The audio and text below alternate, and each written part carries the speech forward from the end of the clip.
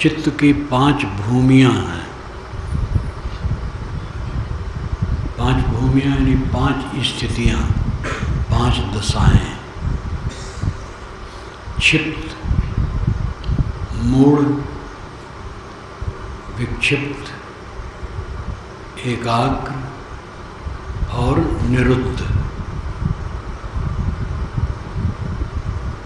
ये चित्त की 5 भूमियाँ हैं, 5 दशाएं हैं। हर मनुष्य में ये वर्तमान करते हैं।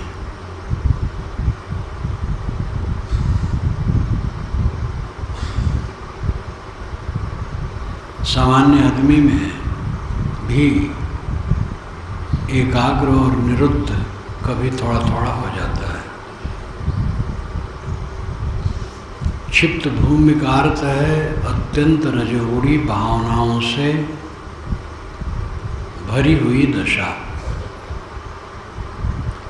जवानी, सौंदर्य, मान, प्रतिष्ठा, प्रसिद्धि, दुनिया की चमक दमक से चित्त भरा हुआ क्षिप्त भूमि। जवानी की कल्पना, सुंदरता की कल्पना, सुंदरी स्त्री, सुंदर पुरुष की कल्पना, बाल बच्चे की कल्पना, और सब अपने अनुगामी हैं। खूब वैभव, धन, बड़ा भवन, बड़े बड़े वाहन, बड़ा बड़ा ऐश्वर्य, ये सब रजोगुणी कल्पनाएं क्षिप्त भूमि, पागलपन। और मूढ़ भूमि दूसरी है। क्षिप्त भूमि केवल रजोगुण से भरी हुई है, मूढ़ भूमि तमोगुण से भरी हुई है। आलस, नींद, अकर्मण्यता, कुछ न करने की इच्छा होना, जड़मूढ़, ये तमोमय, ये मूढ़ भूमि। क्षिप्त, मूढ़,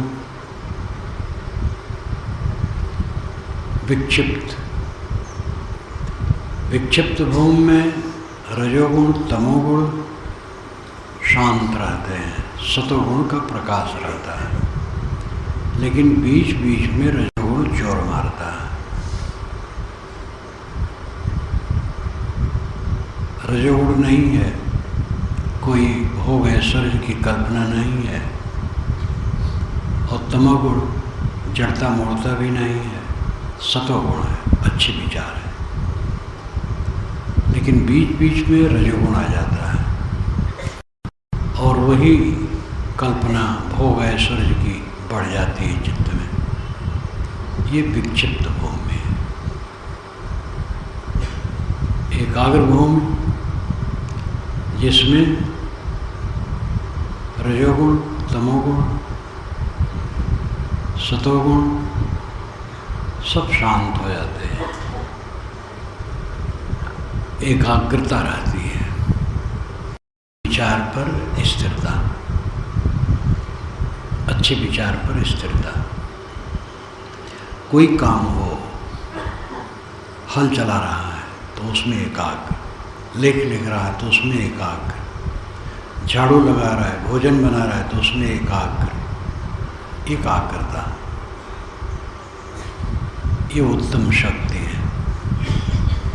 अब अंतिम है निरुद्ध भूमि, जहाँ कोई वृत्ति नहीं रहती है, सहज समाधि, संकल्प शून्य अवस्था। अज्ञान दशा में भी ऐसी आ जाती है। सामान्य आदमी है, कभी कुछ नहीं सोचता है, क्षणिक ऐसा आता है, और उससे उसको शांति मिलती है, लेकिन विवेक तो है नहीं, फिर भटक जाता है। ये 5 भूमियाँ चित्त की हैं। हर भूमि में निरोध रहता है किसी न किसी प्रकार। जैसे क्षिप्त भूमि में पहली भूमि एकदम पागलपन जैसा, बूढ़ा है, लेकिन 22 वर्ष का जवान नहीं मन में बना। झोपड़ी में है लेकिन भव्य महल की कल्पना में डूबा है। एकदम रजोगुणी वृत्ति, क्षिप्त भूमि। इसमें विक्षिप्त भूमि, एकाग्र भूमि, निरुद्ध भूमि, मूढ़ भूमि दबी रहती है। तो ये भी निरुद्ध भूमि है। किसी तरह निरुद्ध यहाँ भी रहता है। सतोगुण नहीं रहता है, तमोगुण नहीं रहता है, एकाग्रता नहीं रहती है। परंतु ये कोई कल्याण की भूमि नहीं। मूढ़ भूमि में सतोगुण रजोगुण दबे रहते हैं और तमोगुण प्रकाशित रहता है। तो रजो और सतो दबे हैं तो निरुद्ध है, लेकिन कोई कल्याण की भूमि नहीं। विक्षिप्त भूमि, इसमें रजोगुण तमोगुण दबे रहते हैं, सतोगुण प्रकाशित रहता है। लेकिन ये भी साधना की स्थिति नहीं मानी जाती है, क्योंकि फिर रजोगुण हो जाता है। एकाग्र और निरुद्ध भूमि ही साधना की स्थिति है। जब चित्त बिल्कुल एकाग्र रहता है अथवा संकल्प शून्य, ये साधना की स्थिति है। मन बड़ा सूक्ष्म है। मन सबको हिला रहा है, चंचल कर रहा है, व्यथित पीड़ित कर रहा है। अत्यंत सूक्ष्म पॉइंट मन है और वही सारे चक्कर में डाल रहा है। इसलिए मन को पकड़ लीजिए साधो, ऐसा तो मन को पकड़ लो। जो मन को पकड़ ले वही साधो। मन को संभालो। किसी साथी की बात अच्छी नहीं लगी और ज़्यादा उसको सोच लिए, अब चित्त व्याकुल है, उसके विरोध में पड़ गए। कोई सामने आया उसकी निंदा करने लगे, वो सामने आया उसको कटकाने लगे, गाली देने लगे। चित्त के विक्षेप से गड़बड़ सा हो गया। किसी की बात नहीं अच्छी लगती है तो उसको धीरे से समझना चाहिए, तुरंत उद्वेगित नहीं होना चाहिए। समय देना चाहिए मन को। कोई आकर के हमसे कहा कि अमुक आदमी ने आपको गाली दी है, तुरंत मेरा मन हुआ मैं अभी जाता हूँ उसको मजा चखा दूंगा। लेकिन थोड़ा रुक गया, तब होता अच्छा फिर मिलेंगे तब बात करूँगा। समय और बीत गया, 1-2 दिन बीत गया, मिला भी तो सोचते हैं अरे जाने दो, फिर देखा जाएगा, फिर कहेगा तब देखूँगा। तत्काल उत्तेजित होकर के क्रिया करने वाला रहनी में नहीं रह सकता है।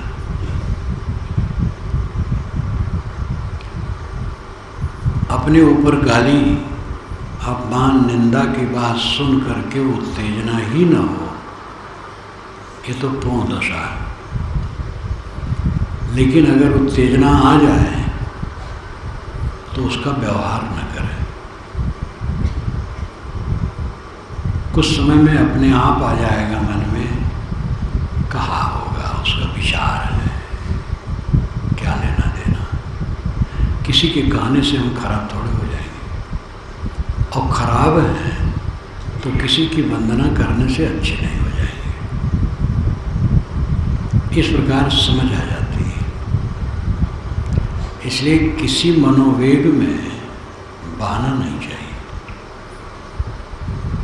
अपने मन को संभालो। ज़्यादातर साथियों में ही कला होने का चांस होता है, या जहाँ जहाँ संबंध है वहाँ वहाँ, और उसी में संभालना व्यवहार की शक्ति है। बाहर क्या संभालना है, जिससे कोई मतलब नहीं है, उससे आप लड़ेंगे क्यों? लड़ेंगे तो अपनों में, जहाँ आपको हानि और लाभ का अनुभव होता है, और वहीं संभालना, वही जगह संभालना आपकी वीरता है। जब पत्नी से, पति से, पुत्र से, देवरान से, जेठान से, ननद से, भावस से, गुरु से, शिष्य से, गुरुभाई से, मित्र से, पड़ोसी से संभाल ले अपने को, तब शांति मिलेगी। अपनों में ही बंसही आग लग बंसही जरिया, बांसों की रगड़ से आग लगती है और बांस की कोठी जल जाती है। अपनों में ही कला होता है, अपनों में ही मोहब्बत होती है, अपनों में ही सारा प्रपंच है। समझदार वह है जो अपनों में संभाल ले, मन के वेग में न बहे।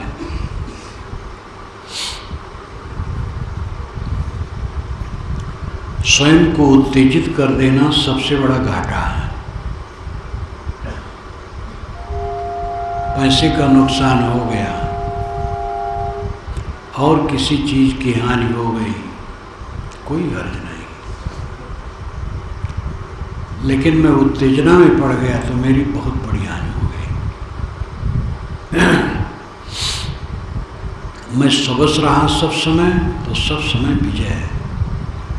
चीज तो आती जाती है, मूल्यवान मन है, मन को न बिगाड़े। ज्यादातर आदमी मन ही को बिगाड़ता रहता है। मन को ऐसा बिगाड़ता है, बाहर की चीज बन जाए, मन बिगड़ जाए, कोई हर्ज नहीं। पैसा आ जाए, मन बिगड़ जाए, कोई हर्ज नहीं।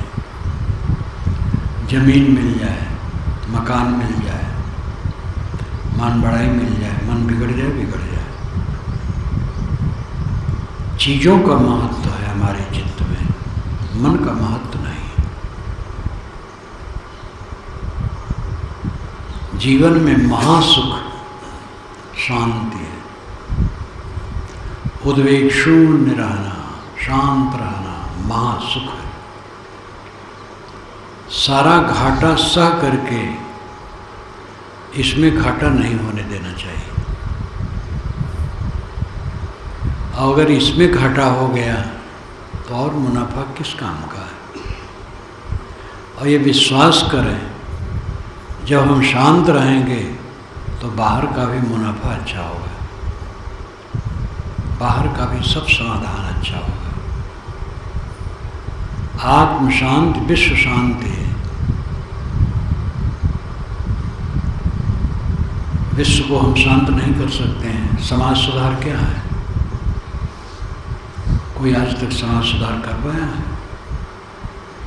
समाज कुछ चीज ही नहीं है, व्यक्ति है। इतना बड़ा समाज है, यहाँ एक एक व्यक्ति उठ के चले जाए तो समाज नाम की कौन सी वस्तु है? व्यक्ति हैं, उन्हीं की सत्ता है। व्यक्तियों का समूह समाज कहलाता है। समाज कोई वस्तु नहीं है, व्यक्ति सुधार होता है। बहुत व्यक्तियों का सुधार हो गया तो उसको समाज सुधार कहते हैं। किसको कौन सुधार पाया है? अपने को सुधारें, दूसरे की सेवा कर दें, जिनको सुधारना होगा सुधरेंगे। दूसरे को लेकर के अपने चित्त को मलिन करना, अपने को खोना है। कुछ भाव खोते हैं जो दुनिया को बदल देने का अहंकार करते हैं, और थोड़े दिन में वे परास्त होते हैं। विवेकवान, जो गंभीर विवेकवान है, कभी नहीं सोचता मैं दुनिया को बदल दूंगा। वो तो ये भी सोचता है जो मेरे साथ रहने वाला है मैं उसको नहीं बदल सकता हूँ। वो समझेगा खुद बदलेगा तो बदलेगा, मैं नहीं बदल सकता। अपने को बदलने का अधिकार है। अब अपने को तो बदलते नहीं हैं और दुनिया भर को बदलने के चक्कर में पड़े हुए हैं। अपने को बदलो। और अपने को बदलने का अधिकार सबको है। कोई भी अपने को आमूल चूल बदल सकता है। सत्संग में लगने का अर्थ है जीवन में परिवर्तन। जितने मनोविकार हैं वो क्षीण हो रहे हैं तो सत्संग का लाभ हो रहा है, और मनोविकार बढ़ रहे हैं या वैसे ही है तो क्या विकास है। बहुत याद कर लेना, बोल लेना, लिख लेना, समझा लेना, ये सब अच्छा है, लेकिन अपना कल्याण इसमें नहीं है। अपना कल्याण है अपने में बदलाव, निरंतर मनोविकारों का क्षय, निरंतर चित्त की निर्मलता और शांति बढ़ती जाए, ये बदलाव है, असली बदलाव है। तमसामय ज्योतिर्गमय, अंधकार से मुझे प्रकाश की तरफ ले चलो। तो क्षिप्त, मूल, विक्षिप्त, एकाग्र, निरुद्ध, ये 5 भूमियां मन की हैं। क्षिप्त अत्यंत रजोगुणी वृत्ति, मूल तमोमय दशा, जड़मूल हो जाना, विक्षिप्त सत प्रधान रजतम दबा, लेकिन बीच बीच में रज जोर मारता है,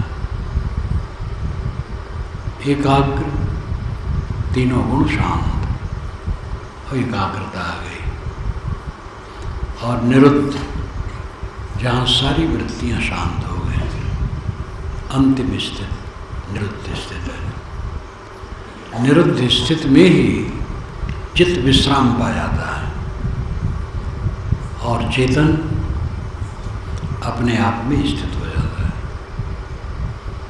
वही दशा है मन मस्त हुआ फिर क्यों बोले। हीरा पायो गांठ गठियायो बार बार वाको क्यों खोले। हल्की थी तब चढ़ी तरह पूर्व गया तब क्यों धोले। सुरत कलारी भई मतवारी मधवा पी गई बिन तोले। हंसा पायो मान सरोवर ताल तलैया क्यों डोले। तेरा साहिब है गढ़वी दरबार ने न क्यों खोले। कात कबीर सुनो भाई साधो साहिब मिल गए तिलोले। मन मस्त हुआ फिर क्यों बोले। यहाँ मन मस्ती की बात मन का पूर्ण विश्राम है। इस पर मुझे हजारी प्रसाद द्विवेदी की स्मृति आ जाती है। काशी हिंदू विश्वविद्यालय में ही मुझसे उनसे बात हो रही थी, तो उन्होंने कहा पता नहीं सत्य क्या है। मैंने कहा कि आप ऐसा कहेंगे तो ठीक नहीं, आप स्वयं सत्य हैं। तो उन्होंने कहा हाँ जब वो दशा आएगी तब मन मस्त हुआ फिर क्यों बोले। उनकी वाणी में तो कबीर वाणी तैरती रहती थी। वो जब बोलते थे तो हिंदी, संस्कृत, इंग्लिश और देहाती सब भाषा बोला करते थे। खिचड़ी बड़ा मस्त ढंग के आदमी थे। जब बात करते थे, भाषण भी करते थे, उसमें भी उनकी बड़ी मस्तानगी रहती थी। कि हाँ जब वो दशा आएगी तो मन मस्त हुआ फिर क्यों बोले। वो बताने आएगा कि मैं मुक्त हूँ।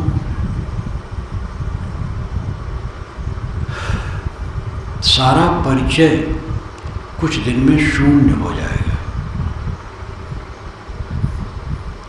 हमारे अनेक परिचय शून्य हो गए हैं। और मेरा अपना जो ये माना हुआ शरीर है, इसका नाम रूप है, आजकल में सदा के लिए खो जाएगा। जिसकी अहंता ममता में पड़े हम उबलते हैं, वो आकाश के समान शून्य हो जाएगा। इस स्थिति को जो समझता है साधक, वो अंतर्मुख हो जाता है। अपनी तरफ लौटो, अपने को देखो, अपने में डूबो। मन मस्त हुआ फिर क्यों बोले? मन की मस्ती यहाँ एकाग्र नहीं, निरुद्ध भूमि में, एकदम निरुद्ध भूमि। हीरा पायो गांठ कटिया, बार बार वाको क्यों खोले? हीरा मिल गया, गांठ में बांध लिया, अब बार बार खोल करके उसको प्रदर्शित करने की क्या आवश्यकता है? बताना कि मैं ऐसा हूँ, ऐसा बताने से कोई चेष्टा नहीं रहती। लोगों के हित के लिए चर्चा कर देना अलग बात है। वो आत्म प्रदर्शन का भूखा नहीं होता है। हीरा पायो गांठ गठियायो, हीरा आत्मज्ञान, आत्मज्ञान मिल गया। गांठ गठियाने का अर्थ है उसमें स्थित हो जाना। बार बार वो को क्यों खोले, क्यों आत्म प्रदर्शन करे? दिखाने की क्या जरूरत है? कोई पात्र होगा तो लेगा। ज्ञान रतन की कोठरी चुंबक दीनों ताल, पारखी आगे खोलिए कुंजी वचन रसाल।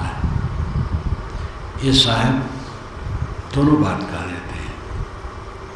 ज्ञान के रत्नों की कोठरी ज्ञानी का हृदय है, और उन्होंने उसमें चुंबक का ताला लगा दिया, शांत मौन। साहब कहते पारखी आगे खोलिए। कोई आपके हीरे का पारखी आ जाए तो उसके सामने खोलो, लेकिन कैसे खोलो? कुंजी वचन रसाल, मीठे वचन रूपी चाबी से खोलो। मीठे वचनों में खोलो, कट न कहो, मिठाई से कहो। दक्षिणी भारत में पेरियार, जो कि हिंदी के विरोधी, रामकृष्ण के विरोधी, हिंदुत्व के विरोधी, भयंकर विरोधी हो गए थे। संसार के महापुरुष ने उनका जीवन मैंने लिखा, बड़े अच्छे थे। जब मैं वहाँ गया यूरोप में तो उनके घर में गया तो कोई है नहीं, लंबा सा घर है, सरकार के संरक्षण में है। व्यापारी थे उनके पिताजी, इन्होंने भी व्यापार जम के किया, और ये बिल्कुल भौतिकवादी जैसे हो गए थे, पाखंडों से ऊब गए थे। लेकिन मंदिरों के ट्रस्टी भी रहे और मंदिरों की व्यवस्था बढ़िया करवाते थे।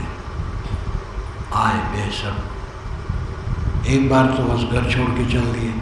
अब ब्राह्मण लोग आए पुरोहित घर में तो ये व्यंग करें और तर्क करें और या अवाक हो जाए।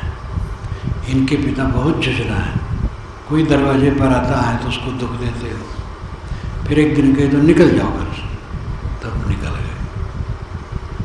कहाँ कहाँ साधु वेश बनाए भटकते रहे, बंगाल, फिर लौट गए, फिर घर संभाले, बड़ा बड़ा काम किए। ये रोड नगर पालिका के अध्यक्ष होकर के पूरे शहर को उन्होंने बढ़िया बना दिया। दूसरे लोग कहते थे आप बताएं हम कैसे करें। राजनीतिक पार्टी भी चलाई, उसी में हिंदुत्व का विरोध, पुराणों का विरोध, रामकृष्ण का विरोध और हिंदी भाषक भी विरोध, सब विरोध में पड़ गए। आदमी बहुत अच्छे थे।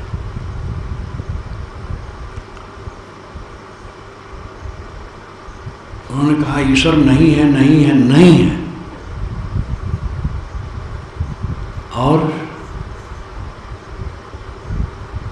ईश्वर नहीं है लिख करके हमारे अनुगामी चलाएं, तो उनके अनुगामी बहुत से कागज में लिखे ईश्वर नहीं है उसको चलाएं और उसकी राख उनके ऑफिस में फेंके।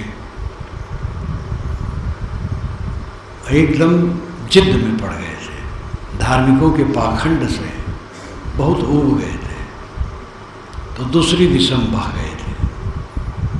ट्रेन में चल रहे थे, उनका अनुगामी एक साथ में था, एक पंडित जी मिल गए ट्रेन में, तो उनका अनुगामी उनसे बात करने लगा, तो एकदम उग्र होकर बात करने लगा।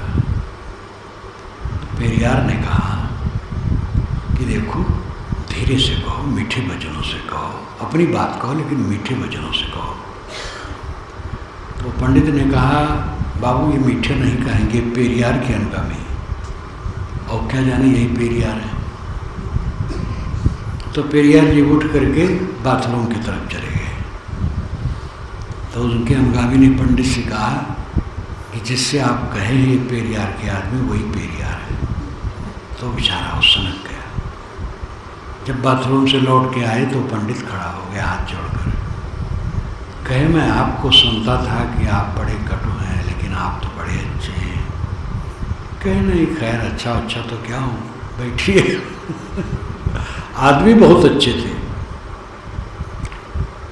100 वर्ष के लगभग जिए। कहे मैं ईश्वर नहीं मानता हूँ, मार दे मुझे ईश्वर, देखता हूँ। जिद में पड़ गए थे। अब ईश्वर के विरोध में जिद में पड़ना है कोई समझदारी? हिंदी का विरोध उसमें कर डाले। और उनके मरने के बाद तो धीरे धीरे हिंदी का विरोध ठंडा होगा। अब तो हिंदी विरोध नहीं है। मीठा वचन का प्रयोग करो, अपने लोगों में ही कलह का चांस रहता है। जब चित्त विक्षिप्त रहेगा तब सोचना भी गलत रहेगा, बोलना भी गलत रहेगा, करना भी गलत रहेगा, सब गड़बड़ हो जाएगा। चित्त शांत धैर्यवान संतुलित रहेगा तो सब ठीक रहेगा। हीरा पायो गांठ गठियायो, बार बार आंखों क्यों खोले। हल्की थी तब चढ़ी तराजू, पूर्व गया तब क्यों तोले। जब तक आदमी हल्का रहता है तब तक वो तुलनात्मक अध्ययन करता है, अपना दूसरे से अपनी तुलना करता है, ऐसा कुछ बात करता है कि वो अगला आदमी हमसे छोटा है, सीधे नहीं कहेगा छोटा है, उसके दोष का वर्णन करेगा, अपने को बड़ा बनाने की चेष्टा करेगा। लेकिन जब पूरा हो गया तब ये सब नहीं करेगा। पूर्ण होना तब तौलने की जरूरत नहीं, अधूरा अपने को तौलता है। दूसरे से बड़ा बनाने की चेष्टा अपना अधूरापन है। अपने में हम तृप्त हैं, फिर बड़ा छोटा प्रसंग खत्म है। दुनिया भर के लोग हमसे बड़े हैं, सारा संसार हमसे बड़ा है, ये मान लेने में क्या नुकसान होगा? मैं बड़ा हूँ ये सोचना तो हद दर्जे की मूर्खता है। लेकिन ये मूर्खता जल्दी से थोड़ी जाती है, खाली ज्ञान होने से चली जाएगी, वक्तव्य झाड़ने से चली जाएगी। समझते बूझते साधना करते मांझते तब चमक आती है। अधूरे में तुलना की इच्छा होती है। पूरा हो गया तो निंदा प्रशंसा की जरूरत नहीं, सब अच्छे हैं। पूर्व गया तब क्यों तोले, हल्की थी तब चढ़ी तराजू, पूर्व गया तब क्यों तोले। हंसा पायो मान सरोवर ताल तलैया क्यों डोले। मान सरोवर बहुत विशाल झील है पर्वतों के अंदर, जहाँ सब समय शीतलता रहती है, जेठ में भी बर्फ। कहते हैं हंस पक्षी बाहर आते हैं। जब हंस मानसरोवर को पा गया तो कीचड़ भरे ताल तलैया में क्यों डोलेगा? मानसरोवर बाहर सत्संग है और भीतर स्वच्छ मन है। सत्संग मिल जाने पर आदमी कुसंग नहीं करता है। मन पूरा निर्मल हो जाने पर फिर वो मल कब कायम करेगा, क्यों कायम करेगा? अपने मन को मानसरोवर बना लो। मानसरोवर का वर्णन सद्गुरु ने कहा कई बार, हंस का वर्णन कई बार किया। मन जैसे निर्मल मानसरोवर है, मानसरोवर का पानी एकदम स्वच्छ, तैसे जिसका मन मानसरोवर हो गया, निर्मल मन, तो हंस है, वो कीचड़ में नहीं डोलेगा। नीर छीर विवेक कर दिया हंस, नीर छोड़ दिया, छीर ले लिया। इसी प्रकार जो विवेकवान जड़ चेतन का निर्णय कर दिया, जड़ छोड़ दिया, चेतन को ले लिया, अनात्मा को छोड़ दिया, आत्मा को ले लिया। बौद्ध भी अनात्म कहते हैं। देह अनात्म, अनित्य और दुखपूर्ण है। तो अनात्म शब्द आत्म सापेक्ष है। अनात्म शब्द आत्म सापेक्ष है। सापेक्ष का मतलब है सहित, संबंधित। आत्म संबंधित अनात्म शब्द होता है। आत्मा है तब तो कुछ अनात्मा कहा जाता है। और बौद्धों की वाणी में या बुद्ध की वाणी में बारंबार आती है। त्रिपिटक में है, पूरे त्रिपिटक में अनात्म शब्द का बहुत है। केवल धम्मपद में देखो कितना है अनात्म। शरीर अनात्म है, अनित्य है और दुख है। तो अनात्म को छोड़ना है तो आत्मा कुछ है। आत्मा ही तो अनात्मा को छोड़ता है। आत्मा नहीं तो अनात्मा क्या है? और इसलिए अत्ता कहते हैं। अत्ता ही यत्नो नाथो, अत्ता ही यत्नो वेद। अत्ता संस्कृत में आत्मा, पाली में अत्ता। आत्मा ही आत्मा का स्वामी है। आत्मा ही आत्मा की गति है। गति नाम पहुँच, प्राप्त, स्थित। गति गमन को कहते हैं, प्राप्ति को कहते हैं, स्थित को कहते हैं, कल्याण को कहते हैं। अत्ता ही अत्तनो नाथो, अत्ता ही अत्तनो गति। आत्मा ही आत्मा का स्वामी है और आत्मा ही आत्मा का प्राप्तव्य है। प्राप्तव्य भी कहना समझाने के लिए है। आत्मा प्राप्तव्य नहीं है। प्राप्तव्य होगा अगर तो सहेतुक होगा, और जिसमें हेतु है वो क्षणभंगुर है। कारण से कार्य होता है वो क्षणभंगुर होता है। किसी साधन से आत्मा प्राप्त होता है तो आत्मा वो बिछुड़ जाएगा। आत्मा प्राप्य नहीं है, यानी पाने योग्य नहीं है। आत्मा तो नित्य प्राप्त है, बोध पाने योग्य है, समझ पाने योग्य है। ये समझ लेना चाहिए कि आत्मा तो निज स्वरूप ही है, उसको पाना क्या है?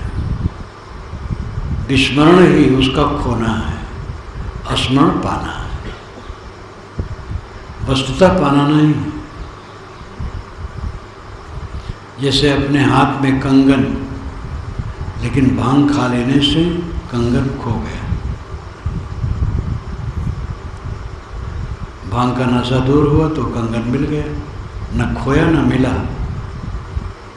दिग्भ्रम था, मस्तिष्क भ्रमित था, इसलिए खोया लगा। भ्रम दूर हो गया तो मिला हुआ लगा। इतने फर्क है। आत्मा प्राप्य नहीं है, यानी पाने योग्य नहीं है, किंतु नित्य प्राप्त है, अभिन्न है, आपका स्वरूप है, आपका अस्तित्व है। जड़ चेतन का गहरा ज्ञान, जीव देह का गहरा ज्ञान, आत्मा अनात्मा का गहरा ज्ञान ही असली ज्ञान है।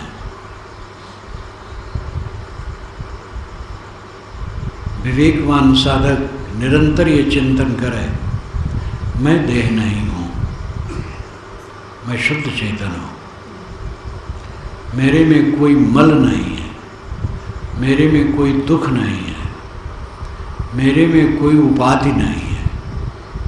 उपाधि नहीं, संबंध। भिन्न स्थितियाँ उपाधि कहलाती हैं। जैसे एक व्यक्ति है, एक सभा है, तो सभा में उसको अध्यक्ष चुन दिया गया, तो उसकी अध्यक्षता औपाधिक है।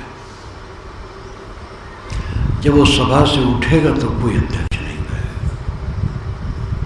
सभा का केवल अध्यक्ष है। सभा से उतरा, अध्यक्ष नहीं है।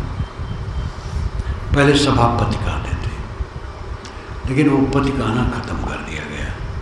मेरे बचपन में जब कांग्रेसियों को होता था, मीटिंग होती थी, बड़ी सभाएं होती थी, बचपन से ही खूब देखता था। बड़े बड़े नेता हैं और वो लोग आग से खेलते थे, डरते वरते नहीं थे। अंग्रेज सरकार पकड़ करके पीटेगी, मार डालेगी कि जेल में डालेगी, कोई चिंता नहीं, एकदम दीवाने थे भारत आज़ाद करने के। विजयी विश्व तिरंगा प्यारा झंडा ऊंचा रहा है हमारा। तो सभा जब बैठे तब मैं प्रस्तावित करता हूँ अमुक सभापतित्व के लिए, तो उनको सभापति बनाया जाता। उस समय अध्यक्ष नहीं कहते, सभापति। आगे चल कर के कुछ ऐसा विचार हुआ, सब पति कहना छोड़ दिया गया, अध्यक्ष कहा जाने लगा। अध्यक्ष तो बहुत पुराना शब्द है, वेद में अध्यक्ष है। अध्यक्ष का अधि अक्ष मिल करके अध्यक्ष बनता है। अधिनाम अधिकार, अधिकार पूर्वक खूब समझ बूझ कर अक्ष देखना, अधिकार पूर्वक देखना, सावधानी से देखना, पूर्णता देखना, निरीक्षण करना, ये अध्यक्षता। तो सभापति अब कोई नहीं कहता, अध्यक्ष। तो उसका अध्यक्ष, उसकी अध्यक्षता केवल सभा भर के लिए है, सभा खत्म हुई, अध्यक्ष नहीं, इसलिए उपाधि है। ऐसे जितना संबंध सब ऐसे औपाधिक है। देह है, देह कई स्थिर है, ये भी उपाधि है, जुड़ी हुई है। जवानी औपाधिक थी, वो चली गई बूढ़ों की। बूढ़ापन भी औपाधिक है, जर्जरता आएगी, बूढ़ापन खत्म, अब जर्जरता आ गई। पूरा जीवन ही औपाधिक है, उपाधि है, जुड़ी हुई है सारी चीजें। स्वाभाविक निरुपाधि शुद्ध चेतन आत्मा मेरा अपना अस्तित्व है। आत्मा के समान कुछ प्रिय नहीं है, आत्मा के समान कुछ अपना नहीं है। आत्मा प्रियतम है, जो देहातीत है। इस भाव का गहराई से विवेक जो निरंतर करता है, उसकी सारी आसक्ति क्षीण हो जाती है। देह और आत्मा की भिन्नता पर गहरा सोचो, उठते बैठते चलते फिरते, सारा अहंकार चूर्ण होता रहेगा। हम अपने को देह मानते हैं, फिर योग्य मानते हैं, फिर बुद्धिमान ज्ञानी मानते हैं, और फिर उसी के साथ मानते मानते पता नहीं कहाँ तक मानते हैं, और मान मान करके उद्वेगित होकर के दुखी रहते हैं। जो साहब ने कहा एक सादे सब साधिया, एक मन को साध लो, सब सध गया। एक मन का संतुलन बना लो, सब सध गया। मन बस में है, संतुलन है, शांति है, तो आप अच्छे गृहस्थ बन सकते हैं, अच्छे गुरु बन सकते हैं, अच्छे प्रबंधक बन सकते हैं, अच्छे अफसर बन सकते हैं, अच्छे नेता बन सकते हैं, अच्छे वैज्ञानिक बन सकते हैं, कोई काम हो अच्छा कर सकते हैं। जिसके जीवन में आत्म संतुलन है वो जहाँ कुछ करेगा सब अच्छा रहेगा। अब आत्म संतुलन खो गया सब खोखला हो जाएगा। आत्म संतुलन खोने में कारण है माया, जो मिलती रहती है, उसी में अपने को हम जोड़ते रहते हैं। धन में, पद में, प्रतिष्ठा में, गुरुवाई में, महंती में, राजकाज में, जो जो कुछ मिलता है उसी में अपने को हम जोड़ते रहते हैं। तो मानते हैं मैं यही हूँ। साइकिल में बैठे तो साइकिल इतना घमंड, मोटरसाइकिल में बैठे तो कई गुना घमंड, कार में बैठे तो और लंबा चौड़ा घमंड, विदेशी कार में बैठे तो और बड़ा घमंड। और न साइकिल मेरा स्वरूप है, न कार, न बावियान, न झोपड़ी मेरा स्वरूप है, न महल, सब नकली, सब औपाधिक है। मुझ में से सीख निकाल लेने के समान अपने को देह में से निकाल लो। ये उपनिषद में भी चर्चा आती है। मुझ में से सीख निकाल लेने के बाद, पुराना उदाहरण है, जैसे मुझ में से सीख, मुझ इधर दिखाई नहीं देती है। उत्तर प्रदेश में मुझ अभी भी बहुत होती है और घास से बड़ी ऊंची ऊंची होती है, 15-15 फीट ऊंची, और ऊंचे उसके पत्ते चले जाते हैं और बीच में उसके कड़ी होती, चिकनी एकदम, और उसी में फूल, लंबा फूल होता है, 2-2, 3-3 फीट का, सफ़ेद सफ़ेद। तो उसको ऊपर पकड़ लो, जोर नहीं लगाना पड़ता, धीरे से उठाओ, पूरा पूरा साफ अलग, उसमें जुड़ा रहता है। मुझ में से सिंह निकाल लेने के समान अपने आत्मा को देह में से निकाल लो।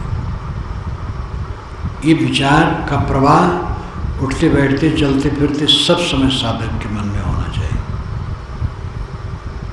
तो देहाभिमान इसमें गलेगा, अब आत्माकार वृत्ति होगी, स्वरूपाकार वृत्ति होगी, स्वरूप भाव में चित्त स्थिर होगा। हंसा पायो मान सरोवर ताल तलैया क्यों डोले, तेरा साहेब है घट भीतर बाहर नैना क्यों खोले। तेरा परमात्मा घट के अंदर है, बाहर क्यों चकर चकर दाग रहा। क्या ये नर नारी हाण चाम के ढांचे, टट्टी पेशाब की पोटली, गंदगी।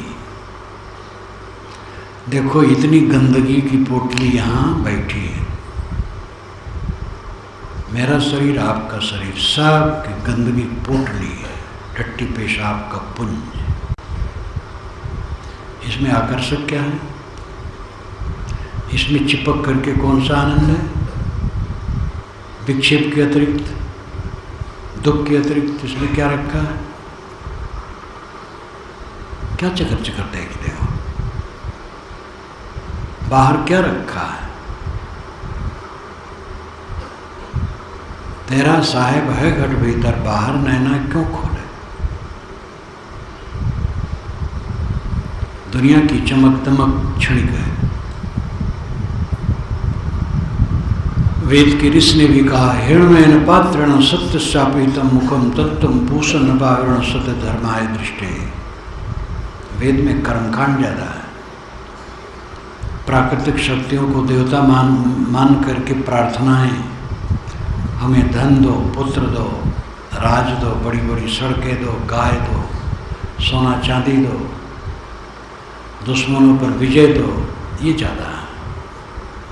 लेकिन उसमें भी जो अध्यात्म के अंश हैं छांटे जाएं तो एक सुंदर पुस्तक बन जाएगी। और एकदम असली बात, इसीलिए पारख हर जगह है। बस पारखी को चाहिए कि छान छान के उस विचार को निकालें, घृणा न करें। किसी पुस्तक में पाखंड है तो घृणा न करें, पाखंड है पाखंड है, और उसी में हीरे मोती छान लें, छान करके ले लें। रामराज साहब ने इसीलिए कहा कि वेदाधिक बोध और बोध हित उर्धार, वेदाधिक वाणी सबे बोध हित उर्धार। वेदाधिक सभी वाणियों को भी बोध के लिए धारण करो, उससे लाभ लो। हर जगह लाभ की चीज़ है, घृणा न करो। कुरान में अच्छी बातें हैं, बाइबल में अच्छी बातें हैं, पागल के मुख से भी अच्छी बातें निकलती हैं। अत्यंत लंपट आदमी के मुख से भी ज्ञान वैराग की बात निकल आती है। कहीं भी सार है, उसका आदर करो। देखो, ये वेद का मंत्र है, शुक्ल यजुर्वेद का मंत्र है। हिरण्मयन पात्रेण सत्यस्यापेतम मुखम तत्तम पूषण पावरण सत धर्माय दृष्टे। हिरण्मय, हिरण नाम सोना, सोनामय, सोना जैसा चमकता पात्र, हिरण्मयन पात्रेण। सत्यस्य अपहितम मुखम, सत्य का मुख अपहित है, ढका है। सोने जैसे चमकते बर्तन से सत्य का मुख ढका है, ये इसका अर्थ है। तत्तम पूषण पाविणो, तत् त्वम पूषण अपाविरण, तत् उसे, तुम तू, पूषण पोषण करने वाला। इसका रूढ़ अर्थ है सूरज। तो बहुत वैदिक लोग उसको ही अर्थ करते हैं, ऐ सूरज, हे सूरज भगवान। लेकिन ये अध्यात्म का अर्थ नहीं। सूरज जड़ है, वो क्या करेगा? तत्तम पूषण, व्यवहार क्या है? चमक दमक को हटाने वाला कौन है? विवेकवान कौन है? मनुष्य। तत्तम पूषण, ऐ पूषण, ज्ञान विज्ञान का पोषण करने वाला मनुष्य। तत्तम, उसे तू, अपावरण, हटा दे, उस चमक दमक को हटा दे। क्यों हटा दे? सत्य धर्माय दृष्टे, सत्य और धर्म को देखने के लिए। सत्य आत्मा है और धर्म सदाचार है।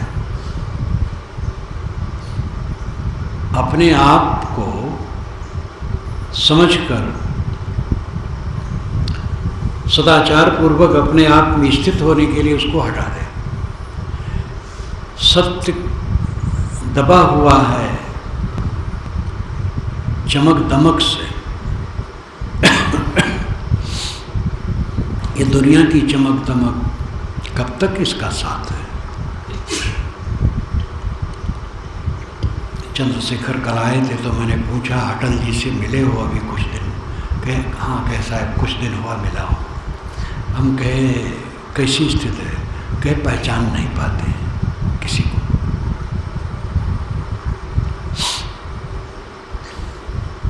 प्रधानमंत्री वर्षों थे, देश विदेश होते थे। भारत इस विश्व का एक प्रतिष्ठित राष्ट्र है। पूरी दुनिया की निगाह इस पर प्रतिष्ठा की दृष्टि से।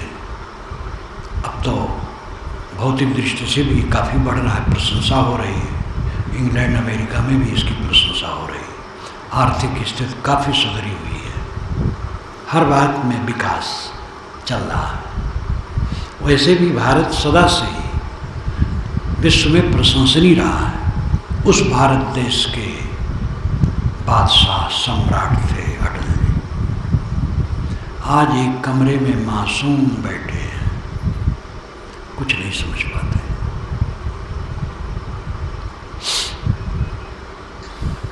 करो रे मनवा दिन की तदबीर, ये निकट आ रहा है हम लोगों का सबका, आज कल में खटते आ जाएगा। पहले से तैयारी करो, प्रमाद में मत पड़ो। तेरा साहेब है घर भीतर, बाहर नैना क्यों खोले। कहत कबीर सुनो भाई साधो, साहेब मिल गए तिल बोले। साहेब कहते हैं साहेब परमात्मा तो तिल के ओट में छिपा है। आत्मा से अलग कहीं कोई परमात्मा मिलने वाला है? ये भ्रम छोड़ दो कि कोई परमात्मा मिलने वाला है। कोई परमात्मा मिलने वाला नहीं। परमात्मा आप है, स्वयं आप परब्रह्म है, परमात्मा है, महान सत्ता आप है। आपके लिए आपके समान कौन सी सत्ता हो सकती है? आप सर्वोपरि हैं, अपनी महत्ता को समझें। लेकिन देह बुद्धि करके मानेंगे सर्वोपरि है तो फिर मिटे आत्मबुद्धि। आत्मबुद्धि में सर्वोपरि माने तो वहाँ सारा अहंकार शून्य, क्योंकि आत्मा अपना चेतन अस्तित्व समस्त ऐश्वर्यों से परे, निर्विकार, उपाधि विहीन, ऐश्वर्य विहीन, निर्विशेष, सारे विशेषणों से रहित, निर्विशेष, शांत और सम है।